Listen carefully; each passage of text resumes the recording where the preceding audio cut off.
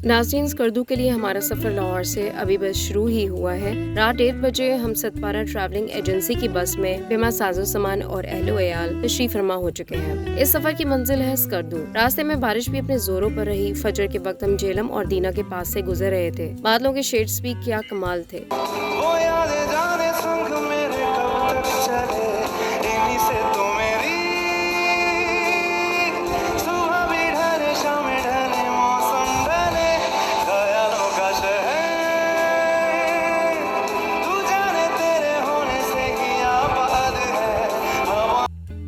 अल्लाह की कुदरत के ये शानदार नज़ारे आंखों में भरते भरते हजारा मोटरवे पर चढ़ गए और फिर मानसेरा न्यू बालाकोट से गुजर हो रहा है। बालाकोट शहर मुझे अपनी खूबसूरती के बायस हमेशा से बहुत पसंद रहा। यहाँ आबादी भी नजर आती है और दरियाए कुनहार एक पॉइंट पे ऐसे मालूम होता है जैसे जमीन के लेवल पे आ गया हो। अभी हम कागान रोड से गुजर ही रहे थे कि ड्राइवर ने गाड़ी रोक दी और सब मुसाफिरों को नीचे उतार दिया। मैंने मोबाइल और लैपटॉप के वायरस का तो सुना था, लेकिन बस में वायरस आने की आशनाई पहली मर्तबा हुई।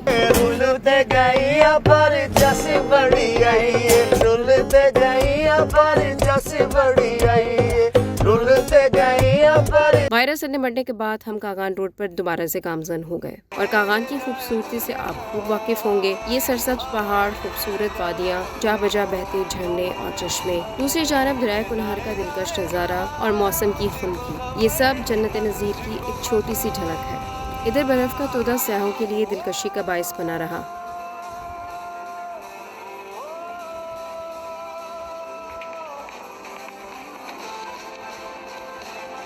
ये कागान वैली की आबादी के मनाजिर हैं। यहाँ हम बट्टा कुंडी के एक रेस्टोरेंट पे कुछ देर के लिए फ्रेश होने के लिए रुके हैं। बट्टा कुंडी की सुबह और शामों का कोई जवाब ही नहीं।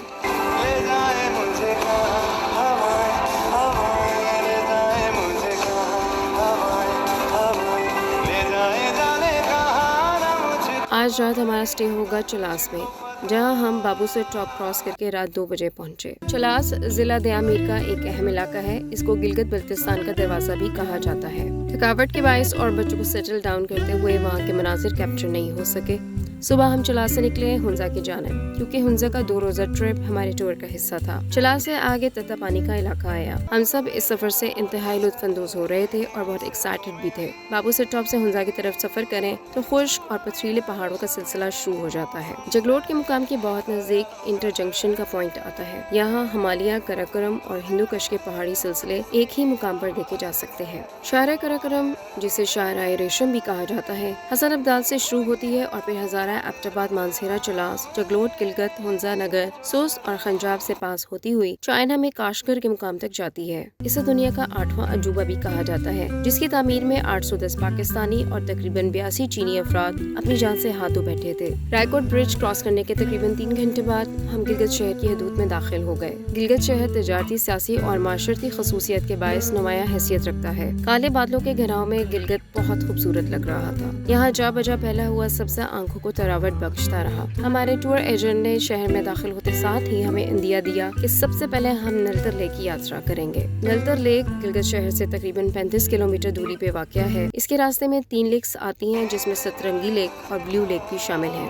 बाकी रास्ता जंगलात से भरा पड़ा है। रास्ते में कस्बे भी आते हैं जहाँ मुकामी अफराद रहाइश पजीर हैं। नलतर वैली के रास्ते में चश्मों से सवारी गुजारनी पड़ती है, लिहाजा यहाँ सिर्फ जीप के जरिए जाया जाता है। जीप के अलावा किसी और सवारी पर यहाँ आना सरासर बेवकूफ़ी है। नलतर लेक का पानी नीले और सब्ज पानियों पर मुश्तमिल है, जबकि ये वादी पूरा साल बर्फ पोश चोटियों से घिरी रहती है। ये कुदरत के शाहकार का एक मुंह बोलता सबूत है। ये वैली आपको अपने शहर में जगड़ लेती है, लेकिन इसकी दिगरगू हालत टूरिज्म डिपार्टमेंट की कारकर्दगी पर सवालिया निशान है, क्योंकि यहाँ पर ना तो वॉशरूम है, ना ही किसी किस्म का ढाबा जिनका शुमार जरूरियाती जिंदगी में होता है। यहाँ पूरा साल टेम्परेचर भी कम रहता है। ये सर्दी गर्मी के सताए लाहौरियों के लिए नेमत से कम नहीं।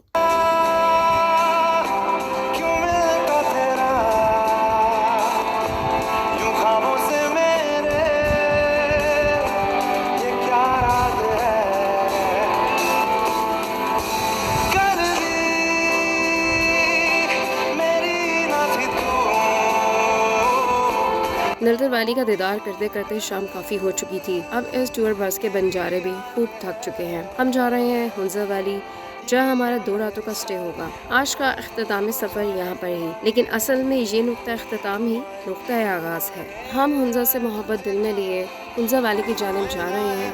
कल सुबह हसीन हुंजा में मज़ीद खूबसूरती एक्सप्लोर करेंगे। तब तक के लिए अल्लाह हाफ़िज़।